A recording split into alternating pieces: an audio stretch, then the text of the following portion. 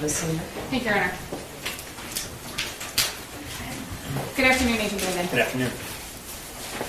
I'm going to go back just a little bit and get just a little bit of background information. In November of 2021, you were employed by the ATF, and you also worked on was it a task force? Did I understand that correctly? So at the time of the shooting, I wasn't on the task force yet. I was working on cases in Pontiac that which morphed into, led into the creation of that task force. In connection with this case, you reviewed a significant amount of information and data in the investigations related to the Oxford High School shooting. Yes. And that would be specific to Mr. Crumbley, some specific to Mrs. Crumbley, and some specific to their son. Yes. On September 25th of 2021, you testified that that James and his son went to a gun range in Clarkston, September 25th, yes. that they rented a 9mm handgun, if you recall, and I can pull the exhibit up if you'd like. No, that's correct. Okay. That they purchased 2 boxes of 9mm ammunition. I believe that's the correct quantity, yes. If you recall, the price of those boxes was $29.99 each. I don't recall, but that wouldn't surprise me. Okay. That sounds about right for a box of 9mm ammunition. Yes. There was also .22 caliber ammunition that was purchased. Yes. They fired a .22 caliber pistol. I believe the video we have, yes. And that was the Caltech that's owned by James Crumbley? I believe that is the firearm that's depicted, yes. Okay. And you also learned that they also fired a 9mm pistol. Yes. Which is the one that they rented. Correct. That was the HK. Yes. In October 3rd of 2021, they went to the gun range again, they being James Crumbley and his son. Yes. They purchased .22 caliber ammunition. I don't recall the exact receipt for that day, but that sounds correct for that day, yes. And in October of 2021, to your knowledge, based on your knowledge of the investigation, there were 2 pistols in the home, and that was there were BB guns as well. I'm not referring to those. Sure. There were 2 pistols. There was the Derringer, which you've been shown, and the Caltech. Correct. Okay. Those are both .22 caliber handguns. Yes. November 26th of 2021 is when the Sig Sauer 9mm was purchased. Yes. And that was done so by James Crumbley. Yes. And if you recall from the receipt, there was it was a handwritten receipt. Yes, the receipt was handwritten, yes. And the receipt had the firearm listed. Yes. The serial number of the firearm. Correct. Prices and things of that nature. Yep. Okay. On November 27th of 2021, James Crumbley's wife, Jennifer, took their son to the gun range. I'm sorry, what date was that again? November 27th of 2021. Correct. So that was the day after the 9mm was purchased. Yes. They purchased 2 boxes of Patriot Defense 9mm ammunition. Yes. Based on your investigation, you learned that they fired 1 full box of ammunition, or at least you believe that that occurred. That's correct. You recall that each box was approximately $23.99. Yes. That they left with 1 box of 50 rounds of ammunition. Correct.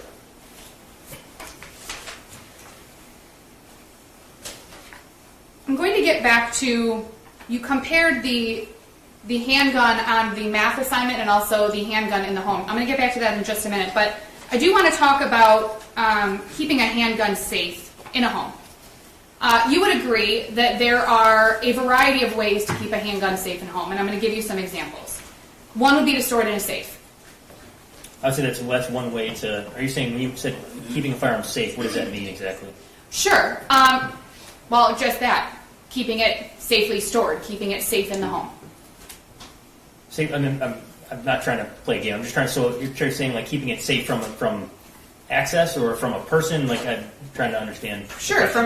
Safe from others, safe from accidents, safe from accidental discharge, Sure. safe from mishandling, safe from ... Sure. That's one way I think you could keep a firearm securely stored inside of a home. You can store it in a locking gun case. We saw that the cases that were on the table, they had holes where you could put a lock in them. Yes, that's That's correct. another way. Yes. You could store it in the small safe. I guess there's a couple different styles of safes. There's the little safe that you showed us earlier, and then there's other bigger safes, correct? Yeah, there's a variety of gun safes out there, yes. You could use a cable lock. Yes. You could use a trigger lock, which goes in the trigger. Yes. You could store the firearm unloaded. Obviously, an unloaded firearm is not inherently dangerous, correct? I don't want to speculate on whether that would be a safe way to secure a firearm because you don't know. I'm not whether knowing all the ins and outs of whether someone else has ammunition or magazines or things like that. I don't want to. I can't answer that question. Sure. I guess my question is actually a lot more simple. I'm not asking you to speculate on anything. Sure.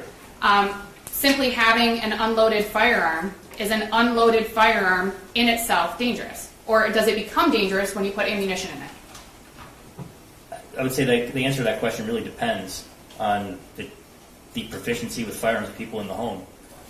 If you have ammunition stored separately and it's just the firearm by itself, if someone clearly knows how to load a magazine and insert it, it's no longer stored safely secured, I would think. My question is a little bit different, though. It's not necessarily talking about, and we can get to the other stuff too. I'm not asking you to avoid that. I'm really just trying to answer your question. I'm trying to understand what you're trying to ask. Sure. Yeah. What I'm trying to ask is an unloaded firearm, in and of itself, no ammunition in it, no magazine in it, is that itself unsafe? Again, I don't know what else. Not knowing what else is in the home, I can't answer that question. Okay.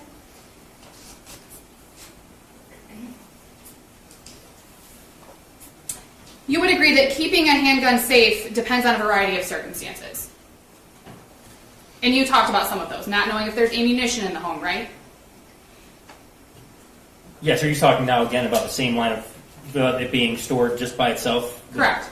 I mean, yeah, there's so many factors that would go into whether that would be a secure way to store a firearm, yes. Where it's stored could also be dependent upon the age of the people in the home. I think that's one relevant factor, yes. The people who live in the home, their knowledge of firearms. And I think you mentioned proficiency, like whether or not somebody could load a magazine. Right. I think we're getting into an area that's kind of. I don't know how to answer that question. I'm just really trying my best here. I don't know how to answer that question. There's just too many variables. There's a number of variables. That's kind of the point that I'm making. There's a number of variables that go into determining whether or not a firearm is stored safely. Is that fair? Yes. There are a number of variables that come into play when considering how to store a firearm, yes. Okay. One of the ways that we just discussed was a cable lock. Cable locks can be removed in more than one way, correct? It can be removed by using a key and unlocking the cable lock? Yes, that's the way to unlock the cable lock, yes. And I think that one of our witnesses previously also testified that you can also cut off a cable lock. Yes, I'm aware that there are tools you can use to defeat a cable lock, yes. As for the youth handgun safety pamphlet that the prosecutor showed you, you're aware of federal law, which that ATF handgun safety pamphlet is about federal law, correct? Yes. It's not about Michigan laws. Correct. I believe it references state and local ordinances at one point, but generally speaking, yes, it's a federal law. Okay. And you're aware that it is legal under federal law for a minor to possess a handgun in certain circumstances? Yes, that's correct. That includes going to a shooting range? So we have to be careful about how we're using the words in that sentence. So there's five specified things in particular about what minors can do alone with firearms with written consent from their parents. It would be hunting, ranching, employment, target practice, and hunting, I believe.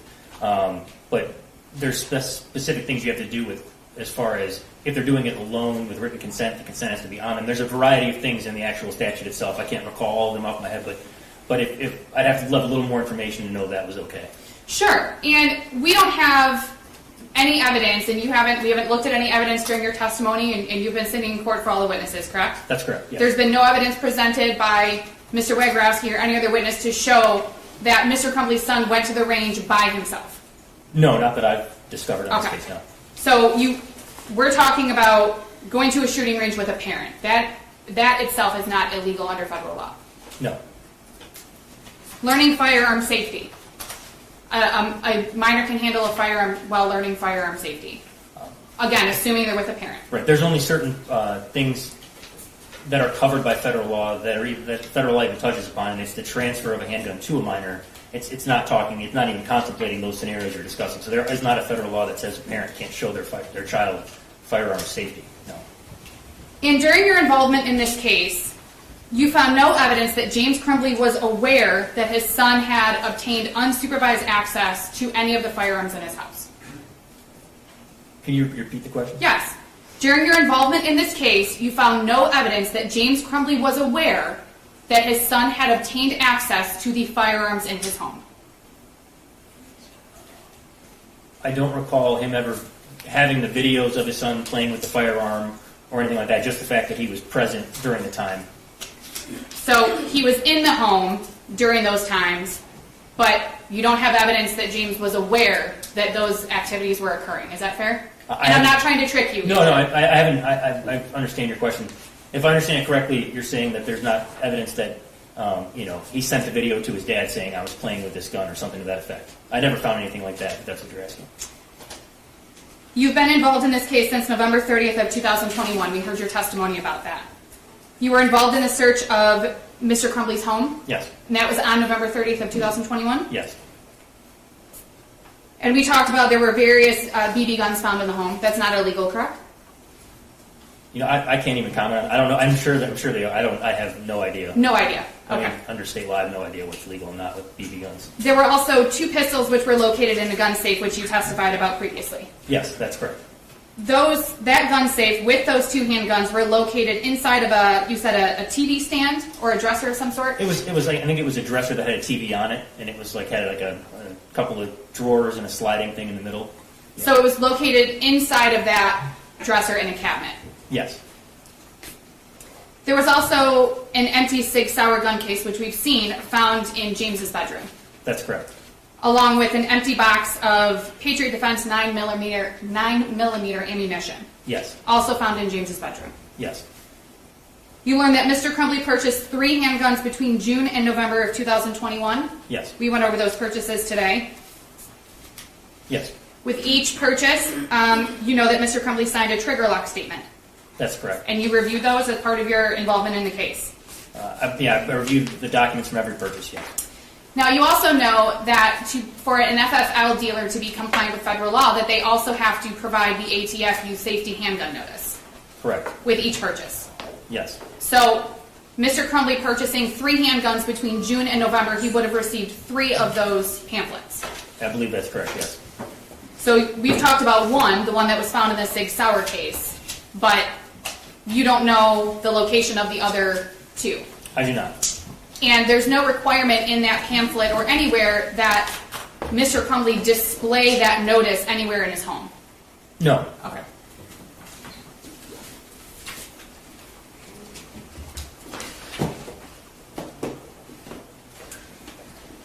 Federally licensed firearms dealers provide the cable locks to each seller, and typically the cable lock comes with the firearm from the manufacturer. Is that fair? Correct. With new firearms, that's generally the case, yes. Used firearms, the cable lock might come from somewhere else. Is that accurate? Yeah, either the store will have you buy one, or sometimes people throw it in for free. It all just depends, yeah. And I think Ms. Back testified that the cable lock that we have was from Sig Sauer, correct? Correct.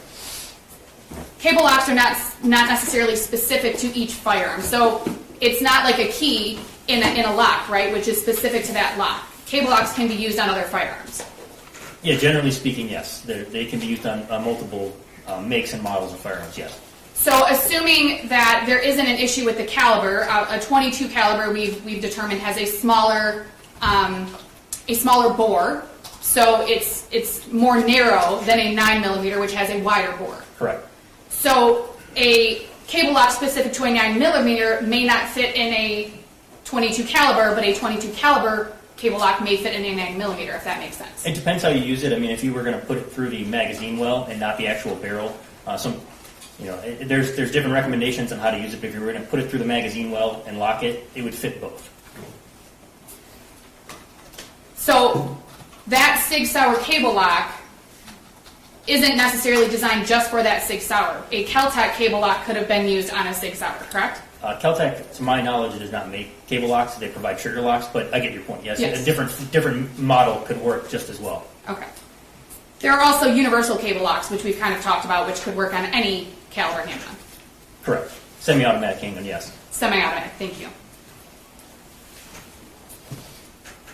Again, Mr. Crumbley, we know, received 3 either cable locks or trigger locks in connection with the purchases of the handguns. Correct. Based on the documentation we have, yes. Right. You found 1 cable lock in the home. That's correct. The keys were still in the lock. Yes. You did not find the other 2. No. Or their keys. Not to my knowledge, no. You don't know where those other 2 cable locks are? I believe there would have been a trigger lock with the Keltec, but to your point, yes. Okay. You don't know whether Mr. Crumbley had a cable lock on the SIG or not at the time that it was taken by his son? Based on your investigation. His son. I would, and based on statements made that we've heard in court and other things like that, I've never heard mention of a cable lock. I've always heard hidden. Okay. You don't know, though. Is that fair, based on your investigation? I know that one wasn't recovered at the school or in the house. So is it a certainty? No, I think it's highly improbable. You said that one was recovered at the school? I said one was not recovered at the school. Oh, I'm sorry, I didn't hear you. So it would, yeah. I found no evidence that a cable lock was ever installed on that firearm. The prosecutor was asking you about the difference between a .22 caliber round and a 9mm round, and there was something about the size of it, the bigger the round, the bigger the hole, things like that. I don't know if I said that today, but I know it. Yes. Okay. There's no evidence that you've learned to show that James bought a gun because he wanted more damage. I think that's what you said, more damage. More damage. Yeah, I don't think I found any evidence that James decided to purchase that firearm. If my understanding is right, based on things, is that the only person ever researched the purchase of the firearm was the shooter. We also heard Ms. Back testify that and confirm that when Mr. Crumbley went and purchased the 9mm Sig Sauer, that he had made indications that he had been looking at it for a few days. Do you remember that testimony? Yeah, I remember it was either a few days or quite some time. I'm not sure the phrasing, but I remember hearing that testimony, yes. And we know that James Crumbley also has fired a 9mm prior to November 26th of 2021. I believe it was September or October of that year. Yes, I recall he had at least fired it then and then maybe in July of that year too. We talked about Exhibit 167, which was the small safe. Yes. The combination on that was 000. Yes. You have no knowledge if anyone other than James knew the combination of that safe? I do not. Specifically, you have no knowledge if his son knew the combination of that safe? I do not know if he knew the combination was 000, no. You don't know if James was aware if his son had the combination to that safe. Is that fair? I have found no evidence that he provided the combination or his son knew the combination, but based on the fact that we recovered the firearms in the home in the safe and that we have videos of, at least there's the one video on, was it August 19th and August 20th, the 2 videos of Mr. Crumbley's son playing with the Keltec. There's also a video, I forget the date, of the shooter playing with a Derringer inside the house at one point. So if they were in the safe, I don't know if his father was there or not. I can't answer that question for certain whether his son knew the code to that safe. Okay. And you talked about August of 21. That was obviously before November 30th of 2021 when you recovered that safe from the cabinet. Correct. Okay. You testified with the prosecution that you were, I believe you used the word shocked to find the ATF used handgun pamphlet in the 6 Sauer gun case, right? Yes. Now, we just talked about the fact that there were at least, we believe at least, 2 other pamphlets that were provided to Mr. Crumbley. Correct. Because we know that because there were 2 other firearms in the home, and you have no reason to believe that those were not sold in compliance with federal law. Correct. You don't know when or how often Mr. Crumbley reviewed those pamphlets with his son? I do not. Prior to November of 2021? No. In fact, it would be an assumption that because it was in the Sig Sauer case, that must mean that Mr. Crumbley wasn't reviewing those rules or following the rules with his son. Is that fair? Can you either rephrase or repeat the question? Yes. It would be an assumption about whether or not Mr. Crumbley reviewed those pamphlets with his son just because it was found in the Sig Sauer case. Correct. Yeah, I think that's why I said I was shocked that it was just kind of discarded to the back. Yes. And we also established that there was no requirement that he post that pamphlet anywhere in his home. Correct. Prosecutor asked you about registering handguns. You don't know whether James mailed the pistol sales records, correct? You mean mailing them into? If they were mailed in process, they would have shown up in the registry. I actually ran it between or either right before the first trial or this trial, and it still wasn't in there. So It'd be odd if all three got lost in the mail. Even assuming that James didn't mail them or drop them off, the penalty is a civil infraction, correct? Yes, I was only answering the question that they weren't registered. It's a fine, correct? I don't enforce that state law particularly. I generally deal with other parts of state law with firearms offenses. So I'll take your word for it. Well, and I can show you the exhibit if you'd like. The pistol sales record actually lists the penalty at the top. Sure. You talked about Mr. Crumbley's son's stance while at the shooting ranges. And you said that it shows that there's some level of proficiency, that he has some level of proficiency with firearms. Do you remember saying that? Yes, I believe I was talking about the surveillance video from the school, but yes. Okay. You would agree that it's important for people in a home where there are firearms present to be familiar with them. And let me clarify that question a little bit. Sure. Obviously, if you have a 2-year-old in a home, you are not going to familiarize your 2-year-old with a firearm. Is that fair? Sure. Not intentionally. Correct. If you have a teenager in the home or other adults in the home, they should be familiar with the firearms if they're going to be in the home. Is that fair? I think that's obviously a personal decision. It's not something covered by federal law that you're required to do that. I think some people may choose to not do that and just keep them away from their kids and out of view. But like I said, that's not something I can speak to.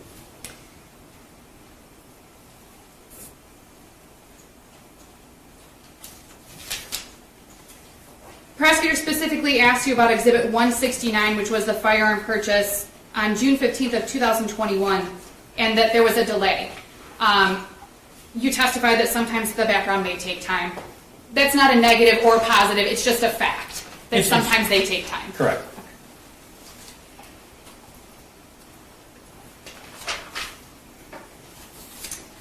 You heard voices, if you recall, in Exhibits 172 and 173 at the outdoor range, which was where the videos on Mr. Crumbley's cell phone of his son firing the Kel-Tec and a Derringer. Do you remember those videos? Is that the June videos? June 20th? Yes, June 20th, yes. Yes.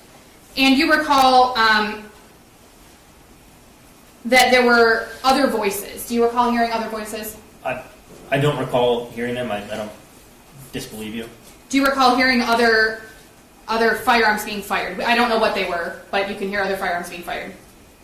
I don't recall after watching it right now. This time, I was focused on the shooter in this instance. I don't think it's out of the realm of possibility that other people may be shooting at a range as well. Exhibit 175 is the Instagram post by James Crumbley's wife that both Mr. Crumbley and his son, quote, both got handguns. That was the Instagram story? Yes. Yes, yeah. And that was, that video is showing Mr. Crumbley's son firing the Kel-Tec. Yes. Which was in the safe in his room. In the safe in Mr. Crumbley's room. On November 30th, yes. Correct. Yep.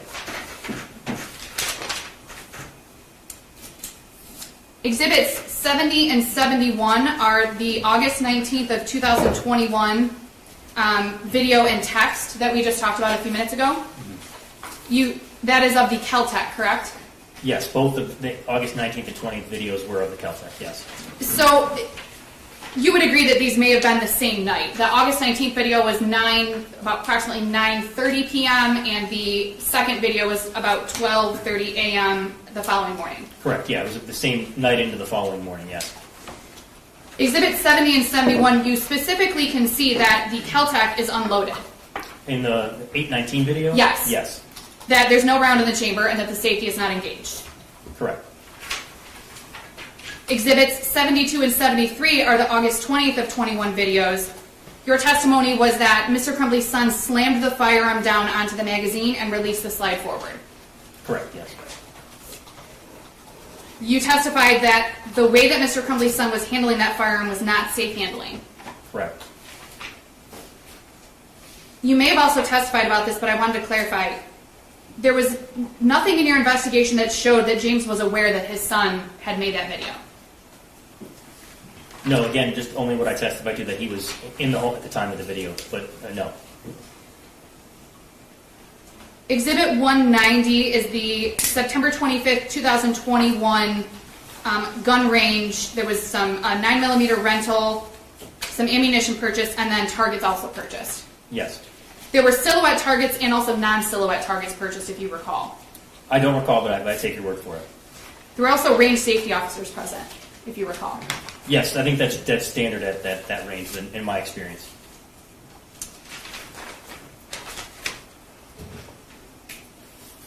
You described a little bit and discussed a little bit watching Mr. Crumbley's son, and I don't know if you used the word misfire, but you indicated in your testimony that Mr. Crumbley's son was having an issue with the semi-automatic handgun. Yes. That he was struggling and was unable to clear something, correct? Yeah, I think he thought a round was in the chamber, and he thought he cleared it, but there was actually nothing in there, and that's when Mr. Crumbley picks up the magazine and inserts it and makes it operable again, yes. And obviously we know that Mr. Crumbley and his son went to the shooting range. Yes. And Mr. Crumbley's son handled the handguns. We watched it. Correct, yes. You would agree that it's important for a person who fires a firearm or a handgun to know how to properly clear a misfire. Well, I wouldn't say that it was a misfire. I would say that, what it appeared to me is that he was, being instructed by his father on how to properly deal with any malfunction of the firearm, which is when he racked the slide and then, inserted the magazine. So same question, but worded a little bit different. It's important for somebody who handles a firearm or who fires a firearm to know how to deal with things that come up while you're firing it. Is that fair? I would say that's a safe way to, if you're going to be shooting a firearm, that's correct. And if somebody handling a firearm or shooting a firearm doesn't know how to properly do that, it can have potentially very dangerous consequences. Yes.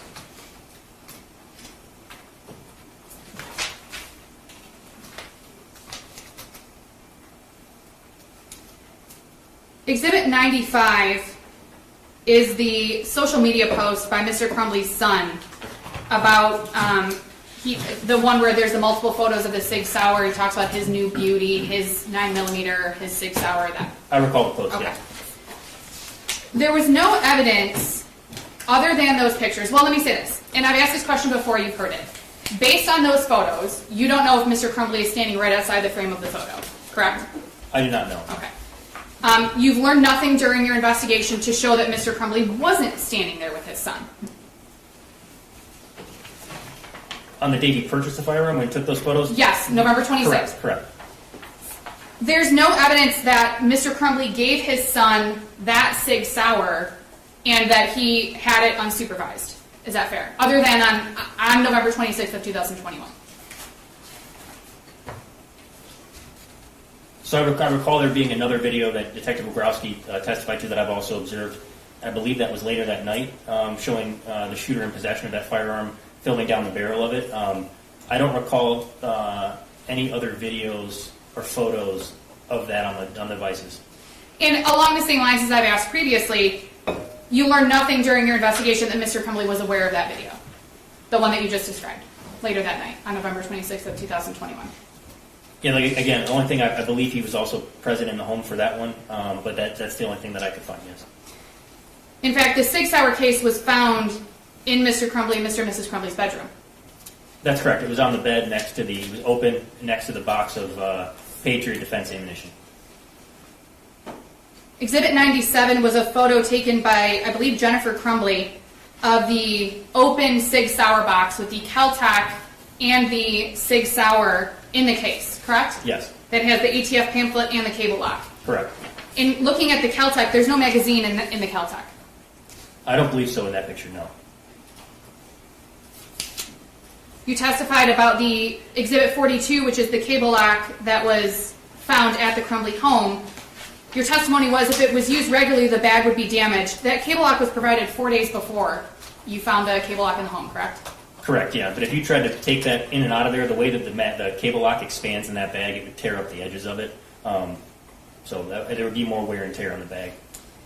Exhibit 95 is the receipt on November 27th of 2021 when Jennifer Crumbley and her son went to the shooting range. Yes.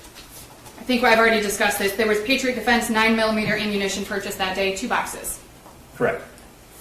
Based on your investigation and your involvement, that was the first time after that Sig Sauer was purchased that ammunition was purchased. From records we've located, yes, that's correct.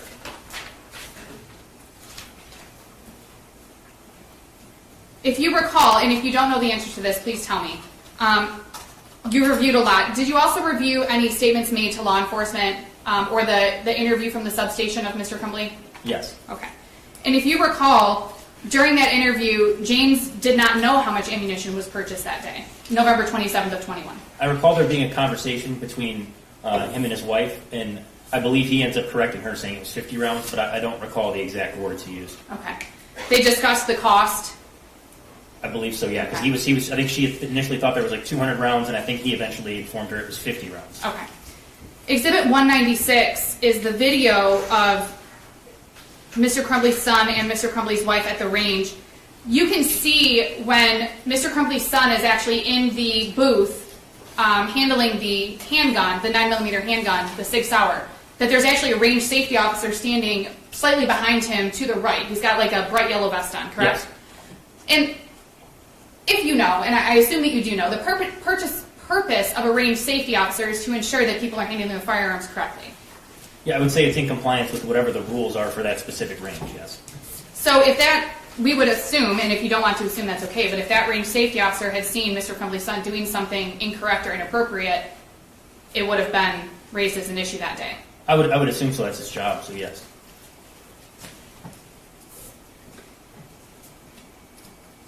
The empty box of ammunition that was discovered in the Crumbley home on November 30th of 2021 was Patriot Defense ammunition.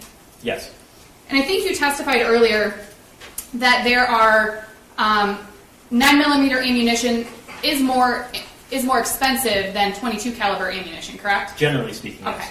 But within that, there are varying levels of expensive for the 9mm ammunition, correct? Correct. And we know that there were two different prices on two different purchases of 9mm ammunition in 2021 by James Crumbley and by his wife Jennifer Crumbley. Yes. And obviously, if you're going to the shooting range, you need ammunition to shoot, correct? Yes. So it's not unheard of for somebody to buy rounds of ammunition at a shooting range. No. During your involvement in this case, you saw no information that James Crumbley was aware of the Instagram post by his son. Let me clarify, because I think there were a couple. The Instagram post where his son commented, it was Exhibit 100, about his, quote, new SIG. I don't recall if he saw that one. I know he saw the social media post by his wife of the firearm, but I don't believe that there was evidence of the him viewing that specific post that I found. You also talked, lastly, you talked about the similarities between the drawing of the handgun on the math that we've seen, the math assignment that we've seen in Exhibit 130, and also, and let me see if I can get back to it, and also the similarity to the handgun, the Sig Sauer handgun. Do you remember making that comparison? Yes. Okay. Let me see if I can pull that up.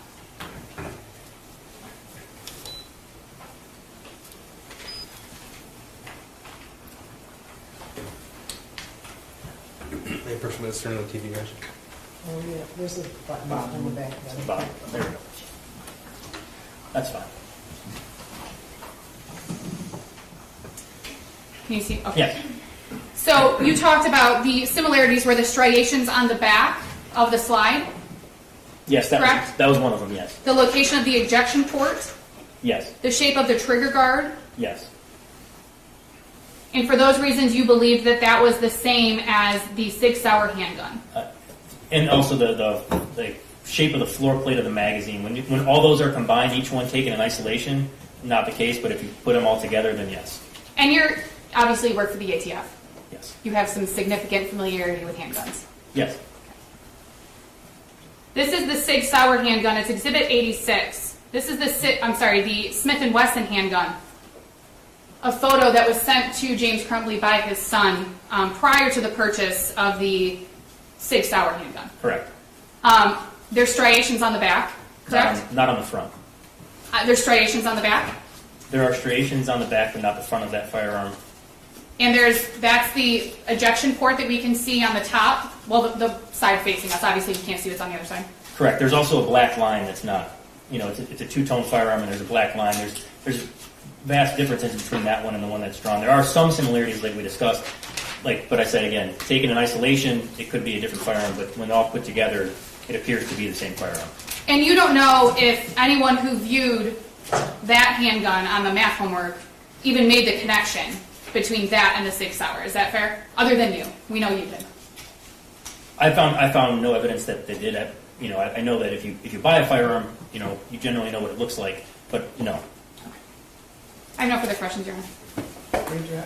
Briefly, Special Agent Brandon, Defense Counsel just asked you some questions about other cable locks being used or could have been used. Do you remember that? Yes. All right, and she asked you about the other 2 cable locks. Do we have any evidence there were 2 other cable locks ever given to James Crumbley? No, there were 2 trigger lock forms that could have been trigger locks or cable locks. And honestly, the cable lock for the Derringer probably wouldn't even work because you have to have one small enough to fit through the actual firearm itself, which the SIG one would not. All right, and you just testified that you believe a trigger lock was what was sold with the Caltech. Did you say that? Yes, that's correct. Okay. Did you find any evidence of a trigger lock or another cable lock anywhere in the home? No. Anywhere in the school? I didn't search the school, but I'm not aware that one was ever located. Okay.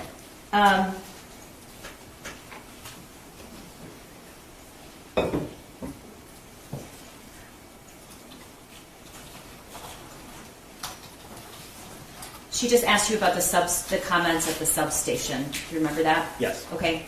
What did James Crumbley say when he was asked where that weapon was?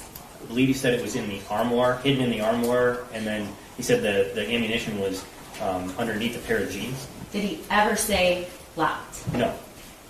Was there anything that struck you about his mention of the SIG? Yes. So when he mentions the 6 Sauer, he mispronounced Sauer as Sawyer, which if you purchased that firearm and it was for yourself, you'd be familiar with how to say 6 Sauer. Okay. And Your Honor, I would object to that response and ask for it to be stricken. He's making an assumption about what Mr. Crumbley knows. I'll move on. Special Agent, last question. You mentioned earlier that you reviewed the cell phone data and web searches that were on the phone of James Crumbley. Yes. All right. And did you ever find any searches that he did relating to firearm safety or minors? I did. There were searches related to that topic. It was after the shooting had occurred. Okay, so December something, after the shooting occurred. Yes, I don't recall the exact date, but it was after the shooting. Anything before? Regarding firearm safety, not that I recall. Thank you. Nothing further. May this witness be excused, Your Honor? Yes, you can step down in your excuse. Thank you, Ron. You don't have someone briefed for today. Not 15 minutes brief, Judge. We have somebody here, but we wouldn't get through my direct, that's for sure. All right, so 9 o'clock tomorrow. Yes, sir. Thank you, Judge. I need to tell you, ladies and gentlemen, during the trial, do not read, listen to, or watch any news reports about the case. Under the law, the evidence you consider to decide the case must meet certain standards. For example, witnesses must swear to tell the truth, and lawyers must be able to cross-examine them. Because news reports do not have to meet these standards, they could give you incorrect or misleading information that might unfairly favor one side. So to be fair to both sides, you must follow this instruction. Do not go on social media, do not post, do not do research, do not discuss this case with anyone. And please fill out your lunch order for tomorrow. All right. Have a great night. It's going to help you. 9 o'clock tomorrow will start. All right, for the jury.